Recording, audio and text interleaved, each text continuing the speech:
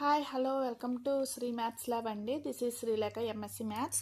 So ఇప్పుడు మీకు ఈ వీడియోలో చాలా ఇంపార్టెంట్ ఇన్ఫర్మేషన్ ఇవ్వడానికని నేను మీ ముందుకు వచ్చేసాను. సో వీడియోని అయితే స్కిప్ చేయకుండా వీడియో ఎండింగ్ వరకు కూడా చూసేయండి. ఫస్ట్ టైం ఎవరన్నా మన ఛానల్ చూస్తే సబ్స్క్రైబ్ చేసుకుని సపోర్ట్ చేయండి.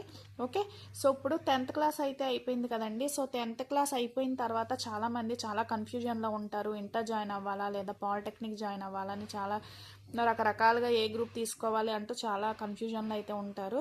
సో మీకు ఎవరికన్నా పాలిటెక్నిక్ జాయిన్ అవ్వాలి ఉంది అనుకుంటే కనుక దానివల్ల వచ్చే బెనిఫిట్స్ ఏంటి, ఎలాంటి ఉద్యోగాలు వస్తాయి, ఎగ్జామ్కి ఎలా ప్రిపేర్ అవ్వాలి, ఎగ్జామ్ డేట్స్ ఎప్పుడు అన్నది మొత్తం క్లియర్గా నేను ఈ వీడియోలో అయితే ఎక్స్ప్లెయిన్ చేస్తున్నాను. సో వీడియోని ఎండింగ్ వరకు స్కిప్ చేయకుండా చూస్తేనే మీకు అర్థమవుతుంది. ఓకేనా?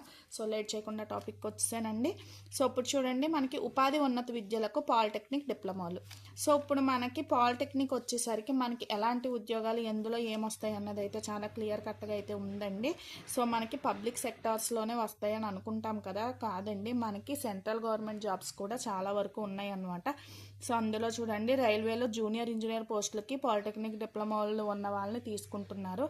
అలాగే స్టాఫ్ సెలక్షన్ కమిషన్లో జేఈఓ ఉద్యోగాలను కూడా వీరు ఎలిజిబిలిటీ అనేది ఉందంటండి. అలాగే స్టేట్ లెవెల్లోకి వచ్చేసరికి చూడండి, విద్యుత్ కరెంటు దాంట్లోని, అలాగే రహదారి భవనాలు, అలాగే పంచాయతీరాజ్, అలాగే నీటిపారుదల మొదలైన విభాగాల్లో కూడా డిప్లొమా వాళ్ళకి చాలా మందికి మనకి అవకాశాలు అన్నవి ఉన్నాయంటండి. సో అలాగే మనకి ప్రైవేట్ సెక్టార్లోకి వచ్చేసరికి ఏంటి అంటే ఆటోమొబైల్స్, పవర్ ప్లాంట్స్, అలాగే ఫార్మా కంపెనీలు, ఇంజనీరింగ్ విభాగాలలో కూడా మనకి చాలా ఈజీగా జాబ్స్ వచ్చే అవకాశాలు అయితే ఉన్నాయి పాలిటెక్నిక్ కంప్లీట్ చేసుకున్న వాళ్ళకి. ఓకేనా? సో అలాగే రైల్వేలో కూడా లోకో పైలట్ సంబంధించిన ఉద్యోగాల్లో కొన్ని బ్రాంచెస్లో డిప్లొమా పూర్తి చేసుకున్న వాళ్ళని అయితే తీసుకుంటున్నారంట. సో అలాగే ఎయిర్ ఫోర్సెస్లో కూడా మనకి మంచి మంచి జాబ్స్ అయితే ఉన్నాయండి డిప్లొమా కంప్లీట్ చేసుకున్న వాళ్ళకి. సో ఎవరికన్నా ఇంట్రెస్ట్ ఉంటే కనుక మీరు కంప్లీట్ చేసిన తర్వాత ఎలా చేయాలి ఏంటన్నది ప్రాసెస్ కూడా మీకు వచ్చేస్తుంది. సో మంచి అనుభవం ఉండి అలాగే మంచిగా స్కిల్స్ ఉన్న వాళ్ళకి చక్కగా సింగపూర్, మలేషియా, దుబాయ్, అలాగే యుఎస్లో కూడా మంచిగా రాణిస్తున్నారంటండి. సో నెక్స్ట్ డిప్లొమా అయిపోయిన తర్వాత ఈసెట్ ద్వారా next second year BTech second year సంవత్సరానికి వెళ్ళిపోతారంటండి. సో ఇప్పుడు ఆల్రెడీ 10th అయిన తర్వాత ఇంటర్ చదువుతాం కదా, ఇంటర్ అయ్యాక బీటెక్ ఇలా చేస్తూ ఉంటారు చాలామంది. సో అలా కాకుండా ఇంటర్ అయ్యాక పాలిటెక్నిక్ చదివేసిన తర్వాత డైరెక్ట్ మనం ఈసెట్ ద్వారా ఎందులోకి వెళ్ళిపోతామండి, బీటెక్ సెకండ్ ఇయర్లోకి డైరెక్ట్ వెళ్ళిపోతాం. సో 1 ఇయర్ మనకి కలిసి వస్తుంది అనమాట. ఓకేనా? సో కానీ ఇంటర్ నుంచి వెళ్ళిన వాళ్ళకి ఏంటంటే బీటెక్ ఫస్ట్ ఇయర్ కూడా 4 ఇయర్స్ చదవాల్సి వస్తుంది ఇంటర్ నుంచి వెళ్తే కనుక బీటెక్కి. అదే మనం పాలిటెక్నిక్ నుంచి వెళ్తే కనుక 3 ఇయర్స్లోనే బీటెక్ అన్నది కంప్లీట్ చేసేయచ్చు. ఓకేనా? సో అలాగే కొన్ని బ్రాంచెస్కి వచ్చేసరికి చూడండి, బీఎస్సీ సెకండ్ ఇయర్ కోర్సెస్లోకి వెళ్ళిపోతారని చెప్పాను కదా, వీళ్ళు ఇంకా తర్వాత మనం బీకామ్ అని, బీఏ అని, బీబీఏ, బీసీఈ కోర్సుల్లో కూడా మీరు నెక్స్ట్ కావాలి అనుకుంటే కూడా దాని మీద డిగ్రీస్ కూడా మీరు చేసుకోవచ్చు. అది మీ ఇంట్రెస్ట్ని బట్టి ఉంటుంది. ఓకే, సో అసలు ఎగ్జామ్ ఎలా ఉంటుంది, ఎగ్జామ్ ప్యాటర్న్ ఏంటన్నది కూడా చూసేద్దాము. సో ఇవన్నీ కూడా ఆబ్జెక్టివ్ టైప్లోనే ఉంటాయంటండి.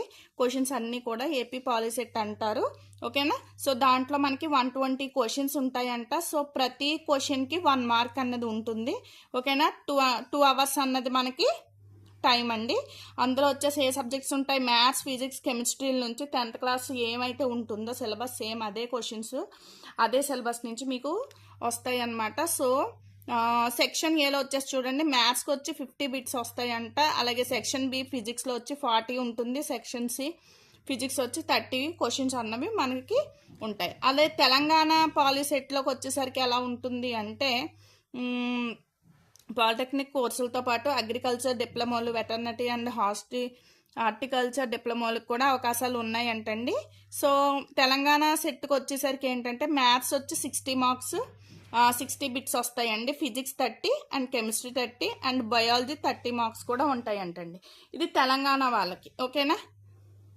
సో వీళ్ళకి టైం వచ్చేసి ఏంటి అంటే 2.5 అవర్స్ అన్నది టైం అన్నది ఉంటుందంట. సో రెగ్యులర్ డిప్లొమాలో ప్రవేశం చేసే వాళ్ళు బయాలజీ అయితే రాయని అవసరం లేదండి. పర్టికులర్గా మాకు బయాలజీ కూడా కావాలి అనుకున్న వాళ్ళు మాత్రమే బయాలజీ రాయాల్సి వస్తుందంట. సో ఇదొకటి చూసుకోండి. సో మనకి సిలబస్ వచ్చేసి టోటల్గా 10th క్లాస్ సిలబస్సేనండి. మీరు 10th క్లాస్ టెక్స్ట్ బుక్స్ అన్నీ తిరిగేస్తే చాలు. చెప్పాను కదా సబ్జెక్ట్స్ ఏమి అన్నవి చెప్పాను కదా. సో ఆ సబ్జెక్ట్లో మీరు జాగ్రత్తగా మాక్ టెస్ట్లు అవి కూడా మీరు జాగ్రత్తగా ప్రిపేర్ అయితే మంచిగా మీకు వస్తాయి. సో ఆంధ్రాకి వచ్చేసి ఆన్లైన్ దరఖాస్తు లాస్ట్ డేట్ వచ్చి April 4th అండి. సో ఫీజు పర్టికులర్స్ అన్నది ఇలా ఉన్నాయి. బీసీ వాళ్ళకి, SC ST వాళ్ళకి ఎలా అన్నది ఇచ్చాడు. సో ఎగ్జామ్ డేట్ వచ్చి April 25th ఉంటుందంట. సో వెబ్సైట్ వచ్చిందండి. ఓకే, సో తెలంగాణ వాళ్ళకి కూడా చూడండి ఆన్లైన్ దరఖాస్తు లాస్ట్ తేదీ ఫైన్ లేకుండానంట April 20 అంతండి. ఓకేనా. సో దరఖాస్తు తేదీ ఫీజు వచ్చేసి ఫీజు పర్టికులర్స్ కూడా ఇలా ఇచ్చేసాడు. సో వీళ్ళకి ఎగ్జామ్ డేట్ వచ్చి May 30th ఉంటుందంట. సో వెబ్సైట్ వచ్చేసి ఇదండి. సో ఇంకా ఏమన్నా డౌట్స్ ఉంటే కనుక కామెంట్ సెక్షన్లో కామెంట్ చేయండి. సో ఎవరన్నా పాలిటెక్నిక్ చెయ్యాలి అనుకున్న వాళ్ళు హ్యాపీగా చేసుకుని మంచి మంచి స్థాయిలకు వెళ్ళాలని మనస్ఫూర్తిగా కోరుకుంటున్నాను. Thanks for watching this video. ఇంకా ఎవరన్నా సరే మన ఛానల్ సబ్స్క్రైబ్ చేయకుండా చూస్తే కనుక సబ్స్క్రైబ్ చేసి సపోర్ట్ చేయండి. ఇలాంటి మంచి మంచి అవకాశాలు ఏమున్నా సరే నేను మన ఛానల్లో పెడుతూనే ఉంటాను. Thank you.